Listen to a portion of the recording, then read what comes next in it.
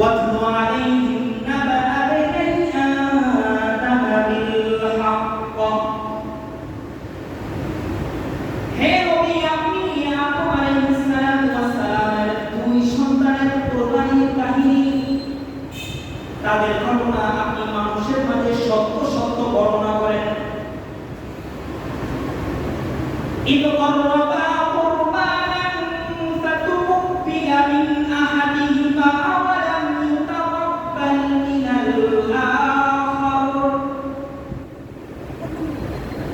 আদম আলাইহিস সালাম ওয়াস সালামের দুই পুত্র সন্তান যখন তারা কোরবানি করলেন فتقبل من أحدهما এক সন্তানের কোরবানি কবুল হলো ওয়ালাম ইউতাকাব্বাল মিনাল আখার আরেক সন্তানের কোরবানি কবুল হলো না তাফসীরের মধ্যে কি যে হাবিলের কোরবানি আল্লাহ সুবহানাহু ওয়া তাআলা কবুল করলেন কিন্তু কাবিলের কোরবানি আল্লাহ সুবহানাহু ওয়া তাআলা কবুল করলেন না দুই ভাই যখন একসাথে কোরবানি করলো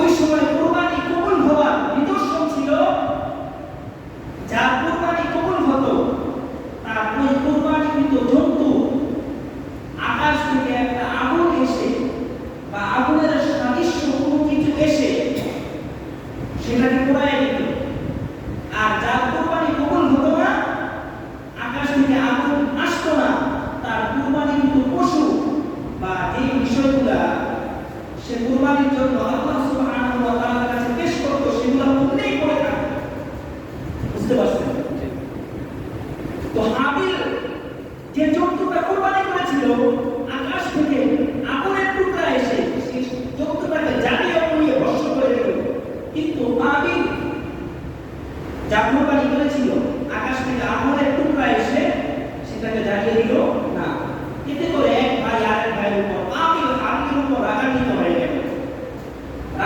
হয়ে গেল তখন হাবিল হাবিলকে বলল ক্বালা লাআকতুলান্নাক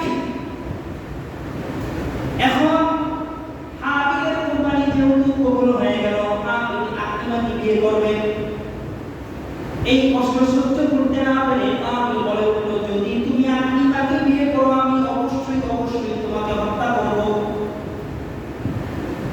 বুঝতে পারছেন হাবিলকে ধমক দিল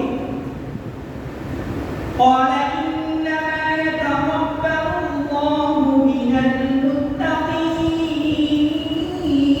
المتقين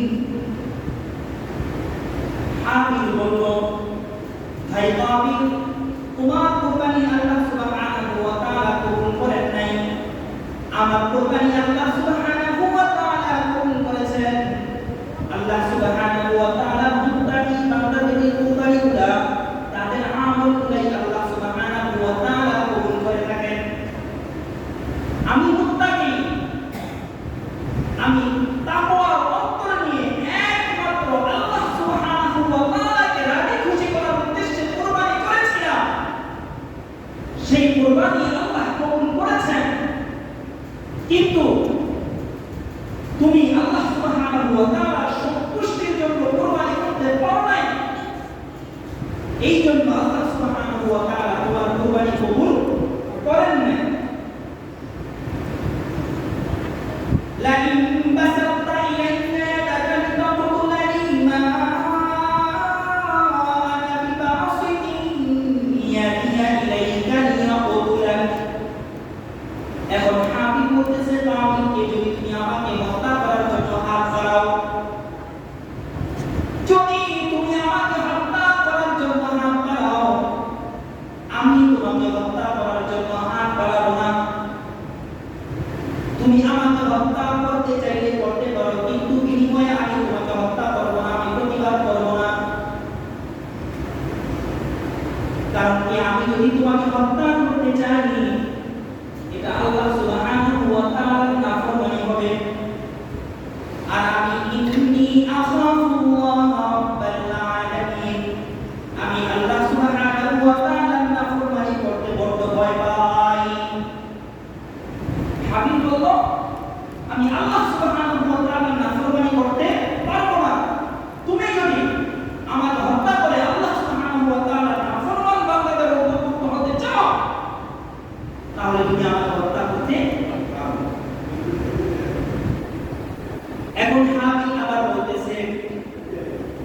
إني أريد أن تبوء بإثمي وإثمك فتكون من أصحاب النار وذلك جزاء الظالمين হাবিল বলতেছে যদি তুমি আমাকে হত্যা করো তাহলে আমার গুনাহ আমার আমলনামায় যদি কোনো ধরনের পাপ এবং গুনাহ থাকে ওগুলা সব তোমার আমলনামায় যুক্ত হয়ে যাবে। আর আমি চাই তুমি আমাকে হত্যা করার দ্বারা আমার সকল ধরনের পাপগুলা তোমার আমলনামায় নিয়ে নাও এবং তুমি জান্নাতের অন্তর্ভুক্ত হয়ে যাও। এখান থেকে একটা বিষয় বোঝা আছে, মাঝে মধ্যে শোনা যায় অমুক অমুককে হত্যা করেছে, অমুক অমুককে হত্যা করেছে, খুন করেছে। যদি অন্যায়ভাবে কোনো বান্দাকে হত্যা করে বা কোনো বান্দা বান্দি বা যে কেউকে হত্যা করলো, তাহলে যার কোনো অন্যায় ছিল না তার আমলনামার যত গুনাহ আছে ওই নিহত ব্যক্তির আমলনামার সকল গুনাহ কাতেল হত্যাকারীর আমলনামায় যুক্ত হয়ে যায় আর ওই নিহত ব্যক্তি মাসুম হয়ে যায়। শর্ত কি? যাকে হত্যা করা হয়েছে তাকে অন্যায়ভাবে হত্যা করা হয়েছে, তাকে সে ছিল মাজলুম, জালেম তাকে হত্যা করেছে, অন্যায়ভাবে তাকে হত্যা করেছে। এই জন্য হাবিল বলেছে তুমি যদি আমাকে হত্যা করো, এখানে তো আমাকে হত্যা করার কোনো কারণ নাই, আমি আল্লাহ সুবহানাহু ওয়া তাআলার বিধান মানতে যাব আর তুমি আমাকে এই জন্য হত্যা করতে চাচ্ছ, এই জন্য তুমি আমাকে হত্যা করতে চাইতেছো, তাহলে আমার আমলনামায় যদি কোনো গুনাহ থাকে সেগুলো সব তোমার আমলনামায় চলে যাবে। আর আমার যত গুনাহ আছে সেগুলো যদি তোমার আমলনামায় চলে যায় তাহলে আমি তো নিষ্পাপ হয়ে যাব। কথা বুঝতে পারছেন? এই জন্য হাবিল বলল আমি চাই তুমি যদি আমাকে হত্যা করতে চাও তাহলে আমার আমলনামা সকল গুনাহ তোমার আমলনামায় চলে যাবে, এটা আমার জন্য ভালো। এমনটাই বলতে চাই। فطوعت له نفسه قتل أخيه কাবিলের অন্তর তাকে পরিচিত করল তার ভাইকে হত্যা করার জন্য এবং কাবিল তার ভাই হাবিলকে হত্যাও করে ফেলল। কাবিল তার ভাই হাবিলকে হত্যাও করে ফেলল। فقتله فأصبح من الخاسرين কাবিল হাবিলকে হত্যা করার দ্বারা সে ক্ষতিগ্রস্ত বান্দাদের অন্তর্ভুক্ত হয়ে গেল, জাহান্নামী বান্দাদের অন্তর্ভুক্ত হয়ে গেল। পৃথিবীর ইতিহাসে সর্বপ্রথম হত্যার এই কার্যক্রমটা শুরু করেছে কাবিল। এই জন্য কিতাবের মধ্যে আছে এই পৃথিবীতে যত হত্যাকাণ্ড চলতেছে, অন্যায়ভাবে যত ধরনের হত্যাকাণ্ড চলতেছে, এই প্রত্যেকটা হত্যাকাণ্ডের একটি পার্সেন্টেজ গুনাহ কাবিলের আমলনামায় যুক্ত হয়। বলেন নাউযুবিল্লাহ। এই জন্য আমরা যদি কোনো গুনাহের কাজ আমি সূচনা করি, আমার গুনাহের কাজের কারণে আরো 10 জন মানুষ গুনাহ করে, তাহলে তাদের গুনাহের পার্সেন্টেজও আমার আমলনামায় যুক্ত হবে।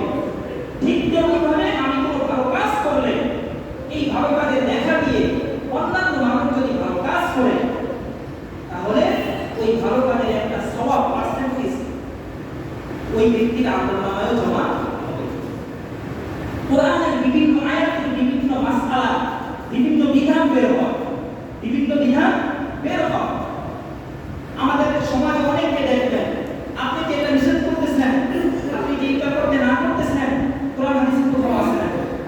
কোরআন হাদিসে সবকিছু স্পষ্ট থাকা লাগে না। কোরআন হাদিসে সবকিছু স্পষ্ট থাকা লাগে না। কোরআনের বিভিন্ন আয়াত নিয়ে গবেষণা করবে, রিসার্চ করবে, তখন বিভিন্ন বিধান এটা থেকে বের হয়। মনে করেন আপনার 2টা সন্তান আছে,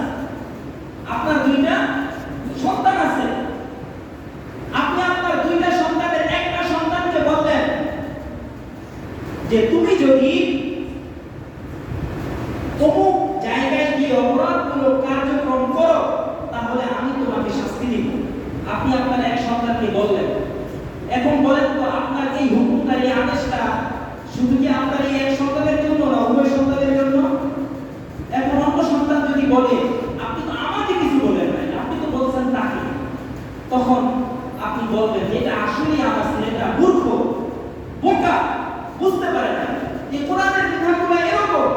আল্লাহ সুবহানাহু ওয়া তাআলা কিছু কিছু বিধান এরকম দিয়েছেন যে বিধান থেকে অন্যান্য বিধান বাহির হয়, অন্যান্য হুকুম আহকাম বাহির হয়। এখন দেখেন فبعث الله غرابا يبحث في الأرض ليريه كيف يواري سوءة أخيه হাবিল যখন মৃত্যুবরণ করলো, হাবিল চিন্তা করতে লাগলো আমি আমার ভাই হাবিলকে হত্যা করলাম, এখন তার লাশটা আমি কি করব? লাশটা আমি কি করব? فبعث الله غرابا يبحث في الأرض ওই সময় আল্লাহ সুবহানাহু ওয়া তাআলা একটা কাক পাঠাইলেন। কোরআন বলতেছে একটা কাক পাঠাইলেন। লিউরিয়াহু কাইফা ইউরি সাওআতা আখি, ওই কাকটাকে পাঠাইছেন। ওই কাকটা আয়েশা আরেকটা মৃত কাকের জন্য গর্ত খুঁড়তেছিল, পা দিয়া মাটি সরাইতেছিল, বালি সরাইতেছিল। পশু পাখি মুরগি দেখেন আমার মধ্যে বালু ছড়ায়, পা দিয়ে কি করে বালু আঁচড়ায়, গর্ত করে ফেলে। ওই কাকটা মাটি আশ্রাইতে আশ্রাইতে আশ্রাইতে আশ্রাইতে গর্ত কইরা ওই গর্তের মধ্যে তার ওই কাকটাকে, যে কাকটা সে নিয়ে আসছিল ওই কাকটাকে সে দাফন করলো। এখন হাবিল সে লজ্জিত হলো। কোরআন বলতেছে قال يا ويلتى أعجزت أن أكون مثل هذا الغراب فأواري سوءة أخي। কাবিল বলতেছে আমি কি ওই কাকের মতো হতে পারলাম না? একটা মানুষকে হত্যা করার পর তার লাশটা কিভাবে দাফন করতে হবে এটা আমি নিজ বুদ্ধিতে করতে পারলাম না, একটা কাক আমাকে শিখিয়ে দিল। فأصبح من النادمين। এই কাবিল মানে সে লজ্জিত হলো যে একটা কাকের থেকে আমাকে শিখতে হলো যে একটা মানুষকে কিভাবে দাফন করতে হয়, একটা মৃত মানুষকে কিভাবে দাফন করতে হয়। এটা ছিল কুরবানির একেবারে সূচনার কথা। আদম আলাইহিস সালামের যুগে কুরবানি আল্লাহ সুবহানাহু ওয়া তাআলার নিকট পেশ করা হতো, দরবারে পেশ করা হতো। কোন জন্তু অথবা কোন সম্পদ খোলা মাঠের মধ্যে নিয়ে রেখে আসতো, যার কুরবানি কবুল হতো। আকাশ থেকে আগুনের টুকরা বা এরকম কিছু এসে ওই কুরবানিকৃত পেশকৃত কুরবানির জন্য পেশকৃত জন্তু বা সম্পদগুলোকে জ্বালিয়ে পুড়িয়ে ভস্ম করে দিত। যার কুরবানি কবুল হতো না, আসমান থেকে আগুনের টুকরা এসে তার ওই কুরবানির জন্য পেশকৃত বস্তুগুলোকে জ্বালিয়ে দিত না। কিন্তু আমরা যে পশু জবাই করি, কুরবানির সময় যে আমরা পশু জবাই করি, এটা কোথা থেকে আসছে? এটা কোথা থেকে আসছে? এটা আসছে আমাদের মুসলিম জাতির পিতা মিল্লাতা আবিকুম ইব্রাহিম। আল্লাহ সুবহানাহু ওয়া তাআলা কোরআনের মধ্যে বলতেছেন তোমাদের মুসলিম জাতির পিতা হচ্ছে ইব্রাহিম আলাইহিস সালাম। আমরা যে কুরবানি দেই, এই কুরবানির কথা এসেছে মিল্লাতা আবিকুম ইব্রাহিম। সংক্ষেপে বলে দেই, হযরত ইব্রাহিম আলাইহিস সালামের বয়স যখন 84 বছর হলো, 86 বছর হয়ে গেল, ইব্রাহিম আলাইহিস সালাম আল্লাহর কাছে দোয়া করলেন, রব্বি হাবলি মিনাস সালিহিন, আল্লাহ আমাকে একটি সৎ সন্তান দান করেন না, একটা সন্তান আমাকে দেন। চাইলেন। আল্লাহ সুবহানাহু ওয়া তাআলা তাকে বললেন, ফাবাশশারনাহু বিগুলামিন হালিম, আমি আপনাকে একটি সহনশীল, শুভ, সুচরিত্রবান একটি পুত্র সন্তান আপনাকে দান করব। ইসমাঈল আলাইহিস সালাম জন্মগ্রহণ করলেন। ইসমাঈল আলাইহিস সালামের মার নাম ছিল হাজেরা। তিনি ছিলেন ইব্রাহিম আলাইহিস সালামের দ্বিতীয় স্ত্রী। ইব্রাহিম আলাইহিস সালামের প্রথম স্ত্রী হচ্ছেন সারা আলাইহিস সালাম। তার গর্ভ থেকেও ইসমাঈল আলাইহিস সালামের পরে আরেকটি পুত্র সন্তান জন্মগ্রহণ করেছিল, তার নাম কি? হযরত ইসহাক আলাইহিস সালাম। ওই সময় সারা আলাইহিস সালামের বয়স ছিল 99 বছর, ইব্রাহিম আলাইহিস সালামের বয়স ছিল 120 বছর। সন্তান দেওয়ার মালিক কে? আল্লাহ। সন্তান দেওয়ার মালিক আল্লাহ। আল্লাহ যখন চান তখনই তাকে সন্তান দিতে পারেন। তো ইসমাঈল আলাইহিস সালাম যখন একটু বড় হলেন, পিতার সাথে হাঁটা চলা করার বয়সে পৌঁছালেন, ফালাম্মা বালাগা মা'হুস সা'য়া ক্বালা ইয়া বুনাইয়া ইন্নী আরা ফিল মানাম আন্নী আযবাহুকা ফানজুর মাযা তারা। ইসমাঈল আলাইহিস সালাম যখন পিতার সাথে হাঁটা চলার বয়সে পৌঁছলেন, ইব্রাহিম আলাইহিস সালাম বললেন, পুত্র, হে আদরের পুত্র, আমি স্বপ্নে দেখেছি আমি তোমাকে জবাই করতেছি, কুরবানি করতেছি। এই সম্পর্কে তুমি কি করতে চাও? মাযা তারা, তোমার অভিমতটা কি? তখন ইসমাঈল আলাইহিস সালাম বললেন, ইফআল মা তু'মার। পিতা, আপনি স্বপ্নে যেটা দেখেছেন ওইটাই আপনি করেন। সাতাজিদুনি ইনশাআল্লাহু মিনাস সাবিরিন। আপনি অবশ্যই অবশ্যই আমাকে ধৈর্যশীল বান্দাদের অন্তর্ভুক্ত হিসাবে পাবেন। অনেক লম্বা ঘটনা, সংক্ষিপ্ত করে দিচ্ছি। ইব্রাহিম আলাইহিস সালাম যখন ইসমাঈল আলাইহিস সালামকে নিয়ে গেলেন কুরবানি করার জন্য, যখন কুরবানি করার ইচ্ছা করলেন, আল্লাহ সুবহানাহু ওয়া তাআলা ইসমাঈল আলাইহিস সালামের পরিবর্তে একটি বেহেশতি দুম্বা তার সামনে রেখে দিলেন। দুম্বা জবাই হয়ে